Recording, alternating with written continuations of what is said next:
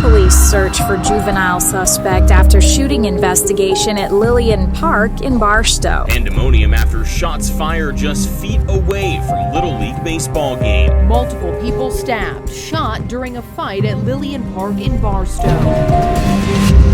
My name is Michael Dilger. I'm a Parole Agent 1 out of the Division of Adult Parole Operations.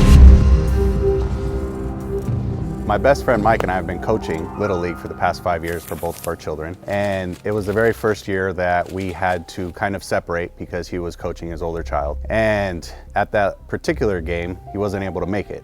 So he asked me if I can be there because it wasn't a very good area. It's kind of a lot of transients in the area. It's in the middle of a housing community. As the game started, everything was fine. However, the kids weren't able to be in the dugout because the dugout was flooded. It was full of glass and it was full of just a bunch of stuff to where the kids, it was unsafe for them to be in there. So they had them standing outside of the fence. As I was standing there, first inning goes, second inning, it's about the third inning that they're changing out. I hear a loud noise behind me. It's kind of one of those things where you feel the hair on the back of your neck stand up, like something's wrong. So I look behind me and I see a crowd of maybe 20, 30 people gathering in the middle of the street with sticks and poles, and you could tell that there's a fight gonna happen. And as soon as I saw that, I started giving directions, like something just snapped in me. I gotta protect everybody here. I'm screaming at the coaches, I'm yelling at the kids to get in the dugout. And they're like, "Coach, you just told us we can't be in the dugout." And that was the only safe place because it was a concrete dugout. As we're filling the kids into the dugout, that's when you start hearing gunshots. Pop, pop, pop, pop. All units, shots fired. Lillian Park, south parking lot. Edward 210, 30 seconds out. 1-3, I'll be in room. Caller stating multiple people involved, shot and stabbed. Fire rescue also en route. Please unset on the ground. Proceed with caution. Reports are that the suspect is still armed. I'm screaming at everybody to get down, get down, get down.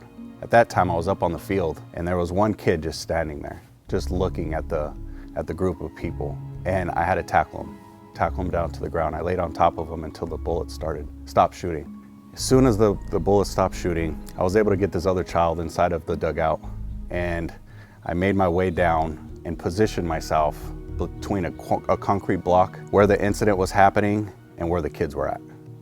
I was the middle median of, they weren't gonna get past me to get to those children. And I had my off-duty weapon with me. I had pulled that out along with my off-duty badge that I had hung around my neck. And at that time, the fear in these children's faces is something that'll be etched in my mind probably for the rest of my life. The chaos that ensued of parents running around and kids screaming, looking for their parents, not knowing what's going on. A lot of parents described it as they can hear the bullets coming past us, that they can hear them hitting the concrete blocks that were around us. And a lot of the people that were in the middle of all that chaos going on, they started coming towards us. And at that moment, I'm sitting there trying to identify who's the shooter, how many shooters are there, are they coming towards us with guns? And thanks to all of my training that I've gone through not only CDCR, through DAPO, it helped me recognize so many more things in that moment. Just as quickly as it happened, it was over. And that's when the police department got on scene and they took over the situation.